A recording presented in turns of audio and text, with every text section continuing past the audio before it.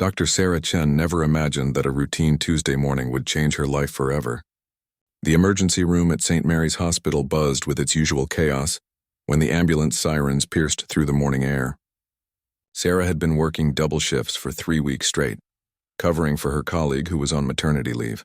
Her coffee had gone cold hours ago, and dark circles shadowed her tired eyes. The paramedics rushed through the automatic doors, wheeling in a patient who was barely conscious.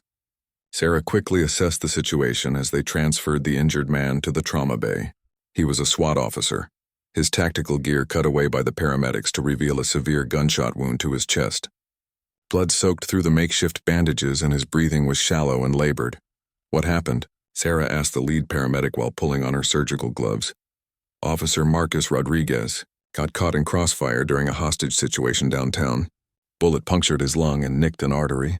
He's lost a lot of blood," the paramedic reported, his voice urgent but professional. Sarah looked down at the unconscious officer. Marcus appeared to be in his early 30s with short dark hair and strong features that spoke of determination, even in his vulnerable state. Something about him seemed familiar, but she couldn't place where she might have seen him before. In her line of work, she encountered many law enforcement officers, and faces often blurred together in the intensity of emergency situations. "Let's get him to OR 3 immediately," Sarah commanded her team. "Call blood bank and have them prepare 4 units of O negative. We need to move fast." As they rushed Marcus to the operating room, Sarah's mind focused entirely on the medical challenge ahead. The bullet had caused significant internal damage and time was running out. She had performed hundreds of similar surgeries, but each one carried its own risks and complications. The officer's life hung in the balance and she was determined to save him.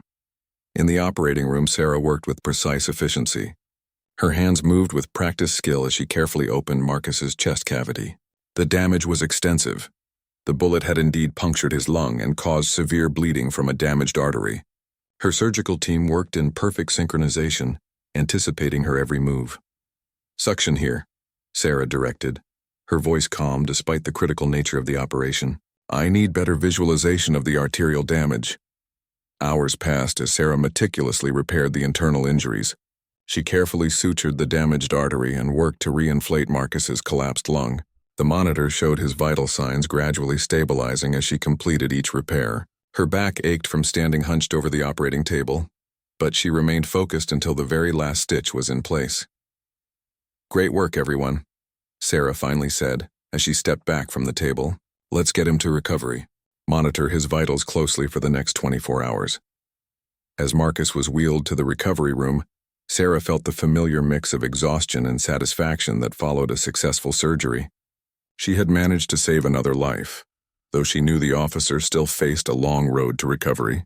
The next few days would be critical in determining whether her surgical repairs would hold and if any complications would arise. Sarah finally allowed herself a moment to rest in the break room. She sat down heavily in a chair and closed her eyes, feeling the weight of the morning's intensity. Her mind wandered to the injured officer lying in recovery. There had been something about him that nagged at her memory, but she couldn't quite grasp what it was. Her colleague, Dr. Jennifer Walsh, entered the break room and poured herself a cup of coffee. "Heard you had quite a morning," Jennifer said, settling into the chair across from Sarah. "How's the SWAT officer doing?"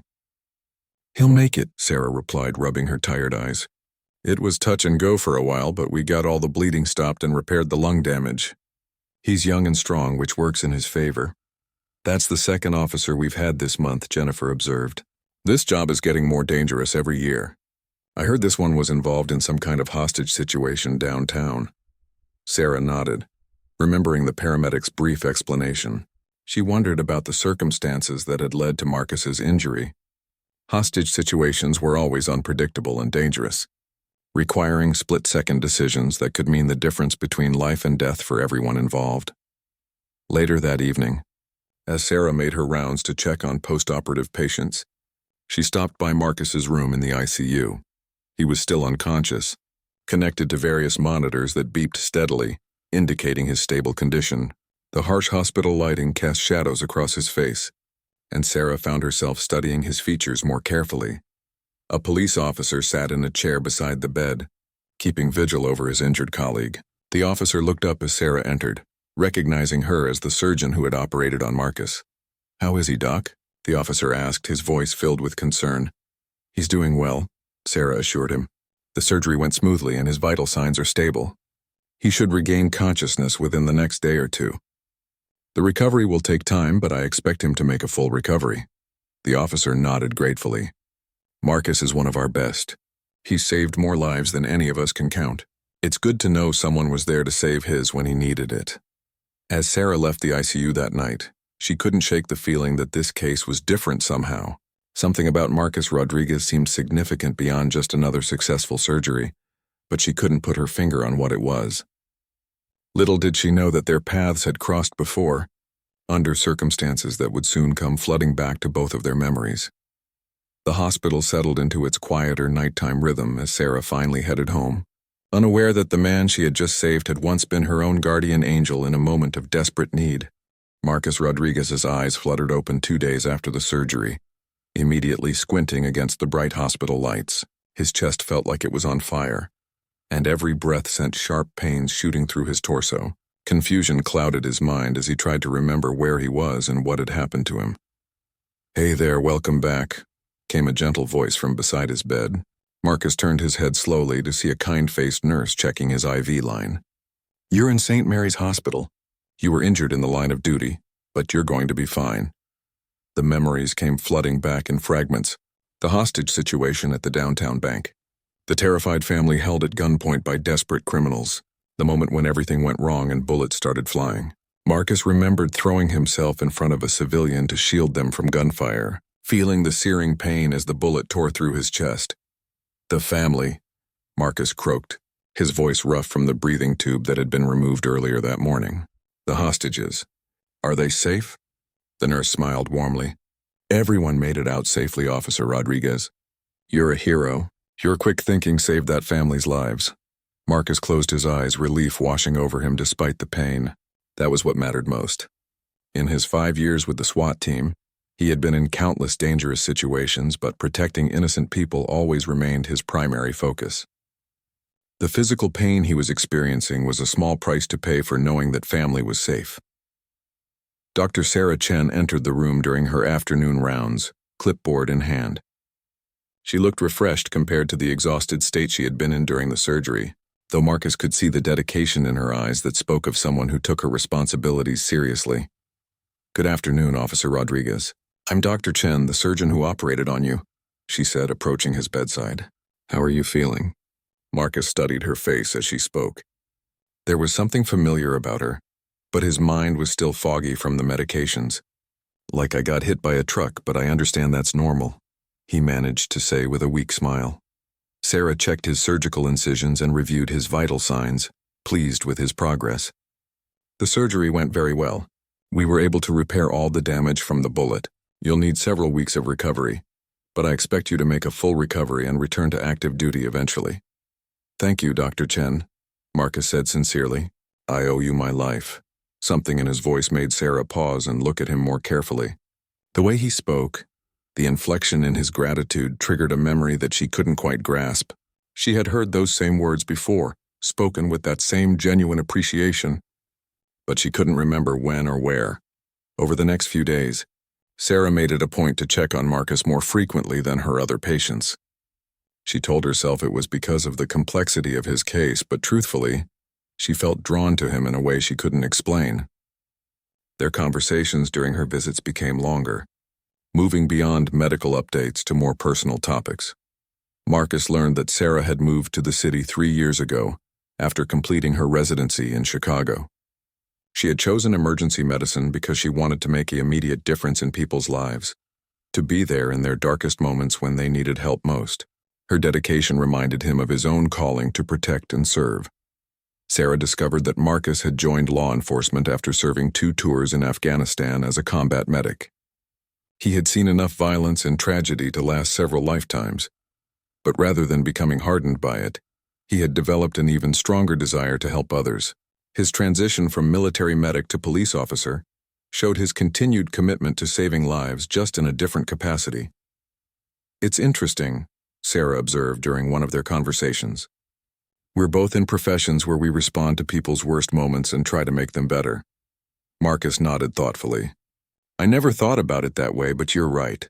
We just approach it from different angles. You fix them after they're hurt, and I try to prevent them from getting hurt in the first place. Their conversations revealed surprising similarities in their backgrounds and values.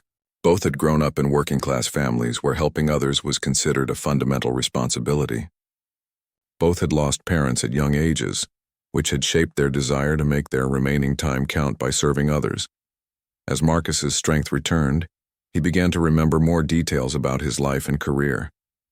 He told Sarah about some of his memorable cases, including a bank robbery from 3 years ago that had stayed with him because of how differently it could have ended. There was this young doctor, Marcus recalled, staring up at the ceiling as he remembered. She was just in the wrong place at the wrong time, getting money from the ATM when these guys decided to rob the bank. She got caught up in it all, and I remember thinking how scared she must have been. Civilians don't train for situations like that. Sarah felt a strange chill run down her spine as Marcus spoke. 3 years ago, she had indeed been caught in a bank robbery. It had been one of the most terrifying experiences of her life, and she had tried not to think about it much since then. What happened to the doctor? She asked, trying to keep her voice casual. We got her out safely along with everyone else. But I remember her face, you know? She was so brave.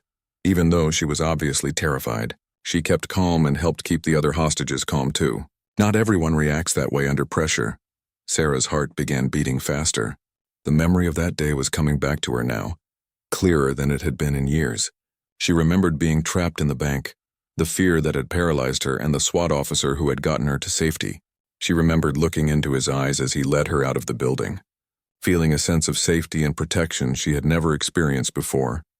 She looked at Marcus lying in the hospital bed, and suddenly she could see past the injuries and medical equipment. She could see the man who had risked his life to save her and the other hostages 3 years ago. The recognition hit her like a physical blow, and she had to grip the side of his bed to steady herself. Marcus noticed her reaction and looked at her with concern. Dr. Chen, are you all right? You look like you've seen a ghost. Sarah stared at him, her mind racing as all the pieces fell into place. The familiar voice, the sense that she knew him, the feeling that this case was different from all the others. He was the officer who had saved her life, and now she had saved his. The circle had somehow completed itself in the most unexpected way. Sarah's hands trembled slightly as she stared at Marcus, the full weight of recognition washing over her. The memory that had been dancing at the edges of her consciousness suddenly became crystal clear. She could see it all again. The terrifying afternoon 3 years ago when she had stopped at the First National Bank to withdraw cash for her apartment deposit.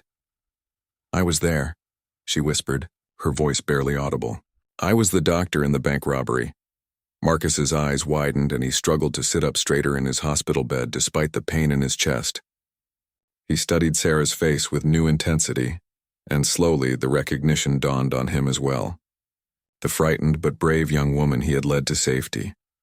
The one whose calm courage had helped keep the other hostages from panicking. Dr. Sarah Chen, he said slowly, as if testing the name. You were wearing scrubs that day. You had just gotten off a shift at the hospital. Sarah nodded, tears forming in her eyes. You told me to keep my head down and follow you. You said everything would be okay, and I believed you, even in the middle of all that chaos and fear. I trusted you completely.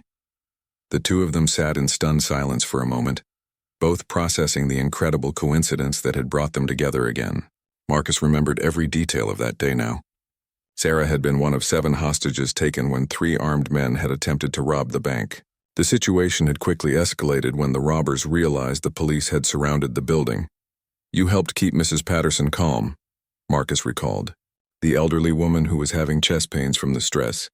You held her hand and talked her through breathing exercises even though you were just as scared as she was. Sarah remembered Mrs. Patterson well. The woman had been in her 70s, and the stress of the situation had triggered what appeared to be heart problems. Sarah had used her medical training to keep the woman stable while they waited for rescue, even though her own heart was pounding with terror. I kept thinking about you after that day, Marcus admitted, his voice soft. I wondered if you were okay, if you had nightmares about it like some hostage victims do. I wanted to check on you, but I didn't know how to find you. All I knew was that you were a doctor named Sarah. Sarah wiped away a tear that had escaped down her cheek. I thought about you too. You saved my life that day, and I never got the chance to properly thank you. When the other officers were debriefing us afterward, you had already left. I asked about you, but they said you had gone to the hospital to check on one of the robbers who had been injured. That detail triggered another memory for Marcus. One of the robbers had been shot during the confrontation, and Marcus had insisted on riding with him to the hospital to ensure he received proper medical care. It was just like him to be concerned about everyone's well-being, even those who had put innocent people in danger. I can't believe you're here, Sarah continued. I can't believe I'm the one who operated on you. What are the chances? Marcus shook his head in amazement. My grandmother always said that the universe has a way of bringing people together when they need each other most. I guess she was right. As the shock of recognition began to settle, they found themselves talking more openly than they had before. The shared experience of that traumatic day had created a bond between them that neither had fully understood until now. They talked about how that day had affected them, how it had changed their perspectives on life and work. After the robbery, I threw myself even more into my work, Sarah confessed. I think I felt like I had been given a second chance and I needed to make it count. Every life I saved in the ER felt like I was honoring the fact that you had saved mine. Marcus nodded understanding. I felt something similar. That day reminded me why I became a police officer in the first place. Seeing the fear in your eyes and the other hostages' eyes, knowing that I could make the difference between them going home to their families or not, it reinforced everything I believed about this job. They talked about their careers, their motivations, and their dreams. Sarah learned that Marcus had been thinking about eventually transitioning into teaching at the police academy, wanting to pass on his knowledge and experience to the next generation of officers. Marcus discovered that Sarah had been considering specializing in trauma surgery, drawn to the high-stakes situations where her skills could have the most impact. You know what's funny? Sarah said, a small smile breaking through her emotional state. I always wondered if I would recognize you if I saw you again. I was afraid I might not, that the trauma might have affected my memory of your face. But somewhere deep down I knew, even before I remembered consciously, something about you felt familiar and safe. Marcus felt a warmth spread through his chest that had nothing to do with his injury. I felt the same way. Even when I was unconscious during the surgery, I think some part of me knew I was in good hands. Maybe that's why I recovered so quickly. Dr. Jennifer Walsh appeared in the doorway of Marcus's room looking for Sarah. There you are. We have a multi-car accident coming in, and we need all hands on deck. She paused, noticing the emotional atmosphere in the room. Is everything okay here? Sarah quickly wiped her eyes and stood up, her professional demeanor returning. Yes, everything's fine. Officer Rodriguez and I were just discussing his recovery timeline. She looked back at Marcus. I have to go, but I'll check on you later. As Sarah headed toward the door, Marcus called out to her. Dr. Chen, Sarah? She turned back to look at him. Thank you. Not just for the surgery, but for everything. For being brave that day 3 years ago. For helping keep everyone calm. For being exactly the kind of person worth saving. Sarah felt fresh tears threaten to fall, but she managed to smile. Thank you for saving me first. I guess we're even now. As she left the room to attend to the incoming emergency, Sarah felt as though her entire world had shifted. The coincidence was almost too incredible to believe, yet here they were. The man she had saved was the same man who had saved her, and somehow that felt like the most natural thing in the world. Marcus watched her go, his heart full despite the physical pain he was still experiencing. He had spent 3 years wondering about the brave doctor from the bank robbery, and now she had literally saved his life in return. His grandmother's words about the universe bringing people together echoed in his mind, and for the first time in years, he allowed himself to believe in something like destiny.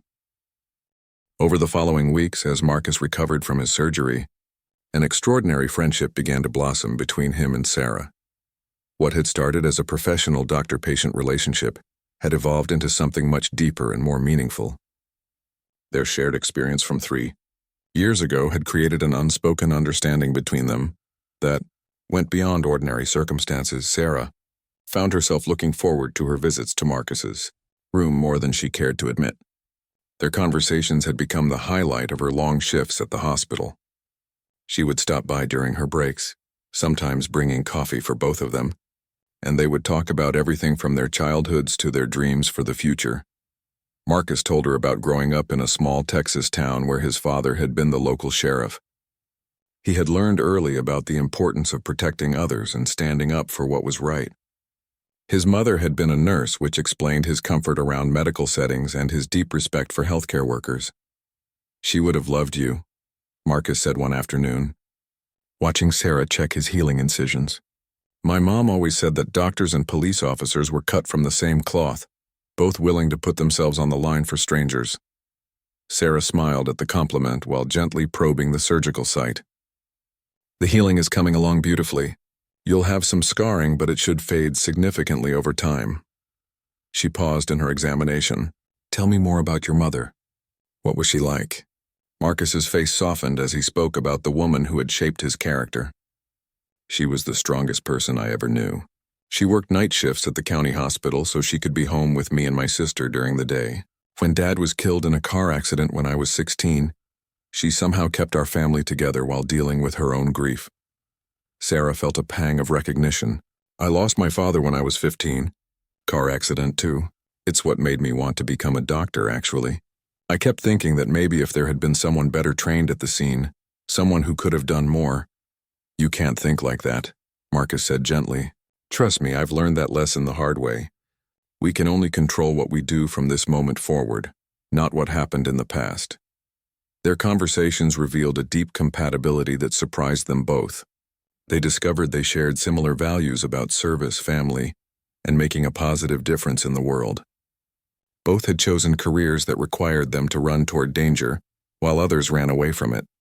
And both understood the unique pressures and rewards that came with such choices. As Marcus's strength returned, he began receiving visits from his colleagues on the SWAT team. Sarah met several of them during her rounds and was impressed by the obvious respect and affection they had for Marcus. It was clear he was not just a colleague to them, but a true friend and leader. Lieutenant Rodriguez, no relation to Marcus despite the shared surname, pulled Sarah aside one day after visiting hours. "I don't know what you're doing differently with Marcus, Doc, but I've never seen him recover from an injury this well. Usually he's climbing the walls trying to get back to work, but this time he seems almost content to take his time getting better." Sarah felt a flush of warmth at the observation. She had noticed the same thing.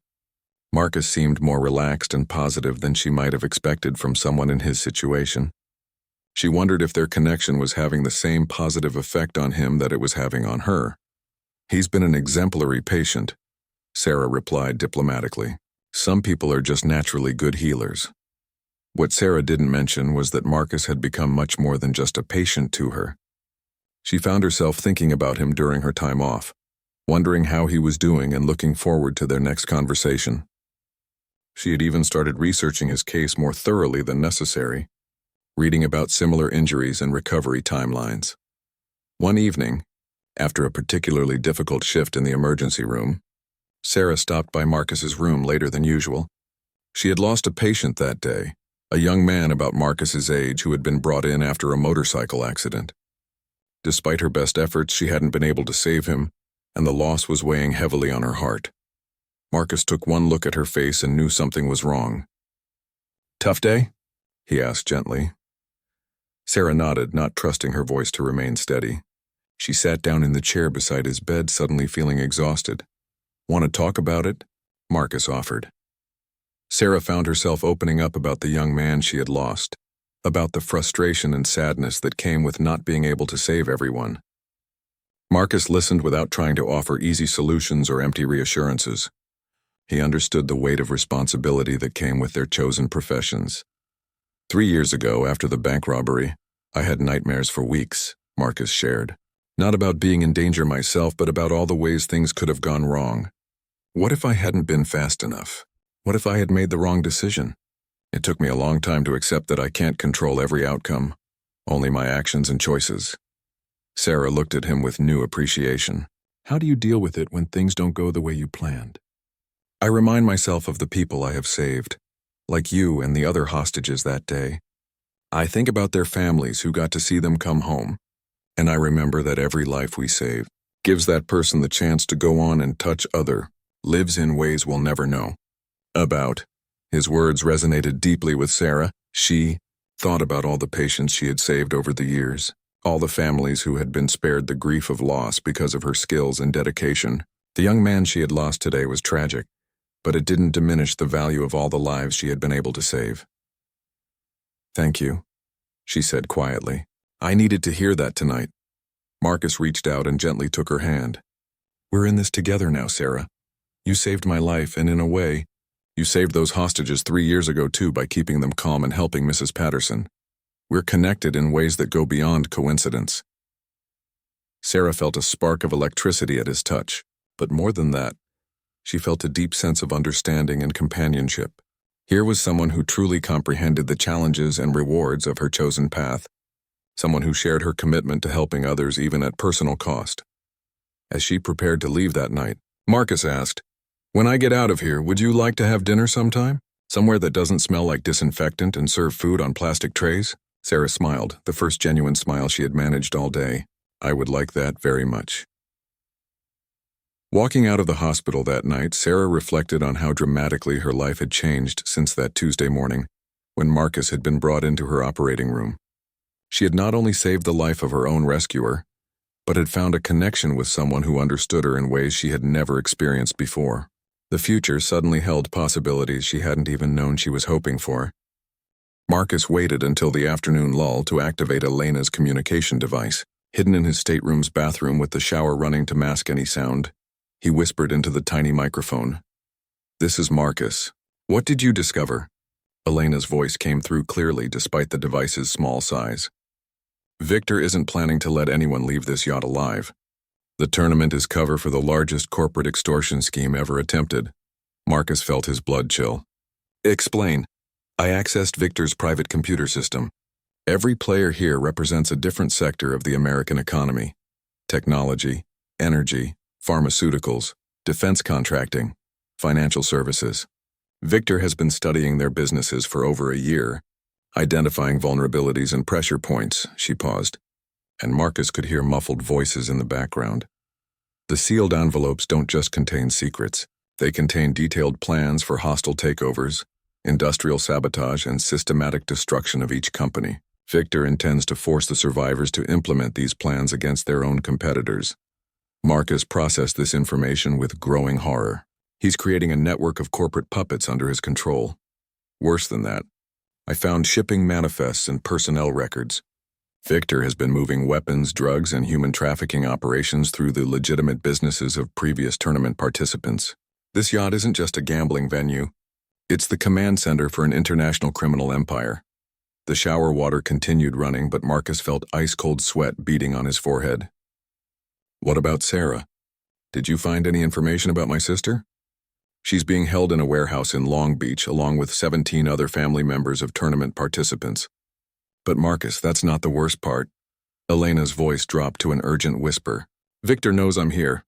Alexander Petrov has been testing the staff all day, asking questions that only someone with inside knowledge could answer properly. I think I have maybe 2 hours before they identify me." Marcus closed his eyes, thinking rapidly through their limited options. "Can you get a message to Chen Wei?" "Already done. Your cousin received the intelligence package an hour ago. But even if he contacts the authorities, we're in international waters. No one can reach us legally until we return to port." "When is that supposed to happen?" Elena's laugh was bitter. "According to the official schedule, never. The yacht has enough supplies for 3 months at sea. Victor plans to keep the survivors aboard indefinitely, using them as remote-controlled agents to destroy their competitors and expand his empire." A sharp knock on Marcus's stateroom door interrupted their conversation. "Mr. Chen? The final rounds are beginning in 20 minutes. Marcus quickly shut off the water and called back, "I'll be right there." He whispered into the communication device one last time. "Elena, whatever happens next, get yourself to safety. Don't try to be a hero, too late for that. Just remember, Victor's greatest weakness is his paranoia. He trusts no one completely, not even Alexander. If you can create doubt between them." Her transmission cut off abruptly, leaving Marcus alone with the terrifying knowledge of Victor's true plans. Marcus dressed quickly and made his way to the main gaming deck, where the remaining 12 players had gathered for the final rounds. The atmosphere was markedly different from the previous evening's nervous excitement. Fear hung in the air like smoke, and several players showed obvious signs of sleep deprivation and stress. Victor stood at the center of the room beside a single poker table, its green felt surface gleaming under the harsh spotlights. Gone was the previous night's pretense of luxury and entertainment. This was clearly an interrogation chamber disguised as a casino. "Welcome to the final phase," Victor announced, his voice carrying across the silent deck. 6 players will advance to the ultimate round. 6 will not see another sunrise. Dr. Hoffman caught Marcus's eye from across the room. Her earlier composure had cracked, revealing the terror beneath. She mouthed something that looked like "help us" before turning away. Alexander Petrov gestured for the players to take their positions around the table. As Marcus moved toward his assigned seat, he noticed several crew members positioning themselves at strategic points around the deck. Each carried what appeared to be service equipment, but Marcus recognized the subtle bulges of concealed weapons. "The final game is simple," Victor continued. 6-handed Texas Hold'em, but with special rules. Each time you lose a significant hand, you will answer a personal question honestly, or forfeit your life immediately. He gestured to a nearby monitor displaying a live video feed. Marcus's heart stopped as he recognized his sister Sarah, bound to a chair in what appeared to be a warehouse. She looked unharmed but terrified. "As you can see, we have methods of verifying the truthfulness of your answers," Victor added with a cold smile. The other monitor screens around the room flickered to life, each showing a different hostage: spouses, children, elderly parents, business partners. Victor had assembled a comprehensive collection of human leverage. "Now," Victor said, settling into an observer's chair, "let the final reckoning begin." The first few hands proceeded normally, with players making conservative bets and careful observations, but Marcus could see the psychological pressure building with each passing minute. Every decision carried the weight of life and death, not just for themselves but for their loved ones. During the 4th hand, the tech executive from Silicon Valley lost a substantial pot to Dr. Hoffman. Victor immediately stepped forward. "Mr. Rodriguez, your first question. What is the access code for your company's quantum encryption research?" Rodriguez's hands shook as he stared at the monitor showing his wife and 2 young children. "I can't. That information is classified. It would compromise national security." Victor nodded to Alexander, who spoke quietly into a radio. On the monitor, one of the warehouse guards approached Rodriguez's family with a weapon drawn. "The code, Mr. Rodriguez, 77 Alpha 99 Delta 6, Rodriguez whispered, tears streaming down his face. Marcus watched in horror as Victor's technician immediately began typing the information into a secure terminal. Within minutes, they would have access to cutting-edge encryption technology worth billions of dollars and critical to American defense systems. The game continued with increasingly brutal psychological torture. Each lost hand forced another player to reveal industrial secrets, financial vulnerabilities, or personal information that could be used for blackmail and extortion. Victor was systematically dismantling the American economy, one forced confession at a time. But Marcus noticed something that Victor had missed in his focus on the interrogations. Elena, still disguised as a crew member, was moving systematically through the yacht's security stations. Her subtle hand signals indicated she was disabling communication systems and preparing for something significant. During a break between hands, Marcus excused himself for the restroom and activated the communication device. "Elena, what's your status? I've located the yacht's emergency systems and the hostage monitoring equipment. But Marcus, I found something else. Alexander has been recording everything for his own purposes. He's planning to betray Victor and take control of the operation himself." This information hit Marcus like a physical blow. "How do you know?" "I found his private files. Alexander has been building his own criminal network using Victor's resources. He's been skimming not just money, but information, contacts, and operational assets. Tonight was supposed to be Victor's triumph, but Alexander plans to eliminate him and claim everything for himself." Marcus quickly processed this revelation. Victor's paranoia might actually work in their favor if properly exploited. "Can you get proof of Alexander's betrayal to Victor?"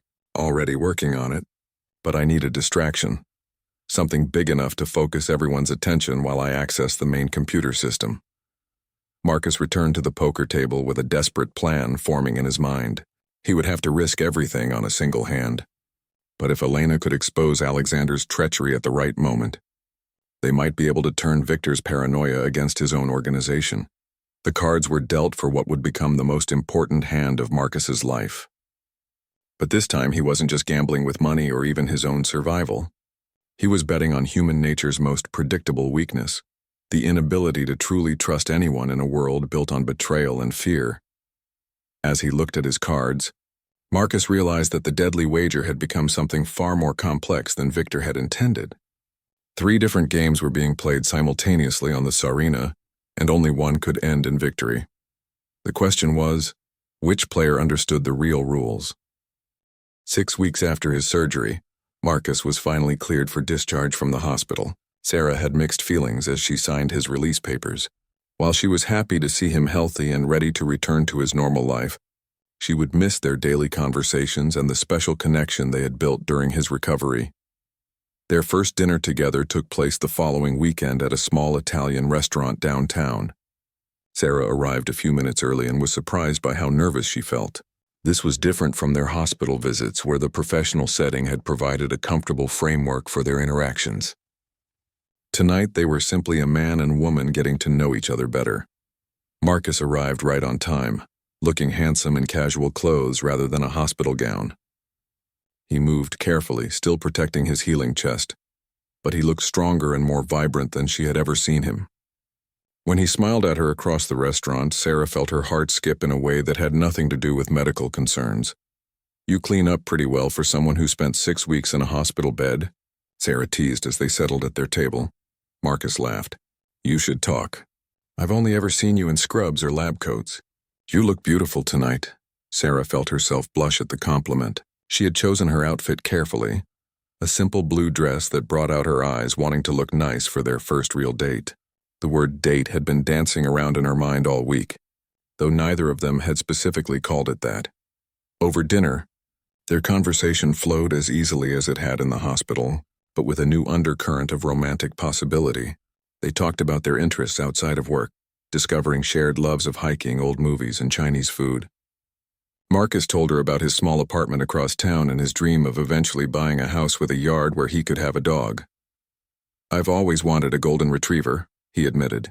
"Something about having a loyal companion waiting for me at home appeals to me, especially given the unpredictable nature of my job." Sarah shared her own living situation, a cozy 1-bedroom apartment near the hospital that she had chosen more for convenience than comfort. "I keep telling myself I'll redecorate and make it feel more like home, but I work such long hours that I barely spend time there anyway." As the evening progressed, they found themselves talking about more serious topics.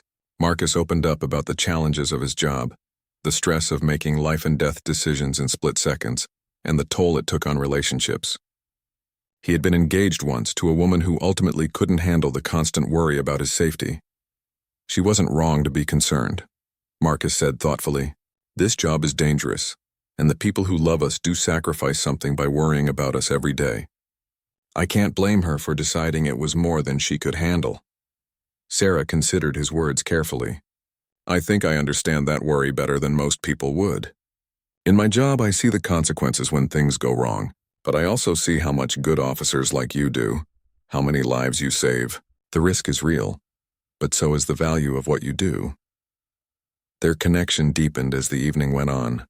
Sarah found herself appreciating not just Marcus's bravery and dedication, but his thoughtfulness and genuine care for others.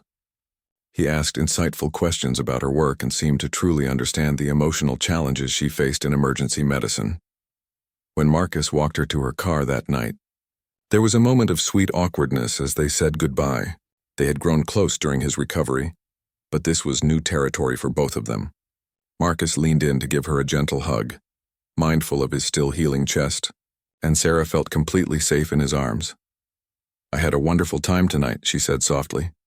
"So did I." "Would you like to do this again soon?" Marcus asked, his voice hopeful. "Yes, I'd like that very much." Over the following weeks, Marcus and Sarah began spending more time together outside the hospital. They went to movies, took walks in the park when Marcus's stamina allowed, and shared quiet dinners at home when Sarah's schedule permitted. Their relationship developed naturally, built on the foundation of mutual respect and understanding they had established during his recovery. Sarah met Marcus's sister, Elena, when she came to visit from Dallas. Elena was a teacher with 2 young children, and she immediately embraced Sarah with warmth and gratitude. "I can't thank you enough for saving my brother's life," Elena said, tears in her eyes. "Marcus is everything to our family. When we got that call about him being shot, I thought we might lose him like we lost our parents." Sarah was touched by Elena's genuine emotion and by seeing Marcus through his sister's eyes. Elena shared stories about their childhood, about how Marcus had always been the protector, the one who stood up to bullies and made sure everyone was taken care of. Even as a young boy, he had shown the characteristics that would make him an excellent police officer. In return, Sarah introduced Marcus to her small circle of friends from the hospital. Dr. Jennifer Walsh, her closest colleague, pulled her aside after meeting Marcus for the first time. "I've never seen you this happy," Jennifer observed. "There's something different about you lately, like you're more relaxed and confident. This guy is good for you." Sarah had noticed the change in herself too. Despite the demanding nature of her job, she felt more balanced and content than she had in years. Having Marcus in her life gave her something to look forward to beyond work, someone who understood her dedication, but also encouraged her to take care of herself. Marcus was experiencing his own transformation. His colleagues at work noticed that he seemed calmer and more centered since his injury. Instead of being impatient to return to full duty, he was taking his recovery seriously and seemed to have found a sense of peace that had been missing before. "Getting shot changed you," his partner, Officer Tom Bradley, observed one day during Marcus's physical therapy session at the police department's gym. "You seem happier, more settled. Is it just surviving the injury, or is there something else going on?" Marcus smiled as he worked on his strength training exercises. "Maybe a little of both. Getting hurt reminded me that life is unpredictable and precious. And meeting Sarah again, getting to know her properly this time, has made me realize what's really important." As Marcus's full recovery progressed, he and Sarah began planning for a future together. They talked about their career goals and how they might support each other's ambitions. Sarah was considering applying for a fellowship in trauma surgery, while Marcus was thinking more seriously about his long-term plans in law enforcement. "I want to make a difference on a larger scale," Marcus told her during one of their evening walks. "Maybe move into training new officers, sharing what I've learned about crisis situations and keeping people safe." Sarah admired his vision for expanding his impact beyond individual cases. "You'd be an excellent teacher. You have so much wisdom and experience, and you communicate in a way that makes people feel safe and confident."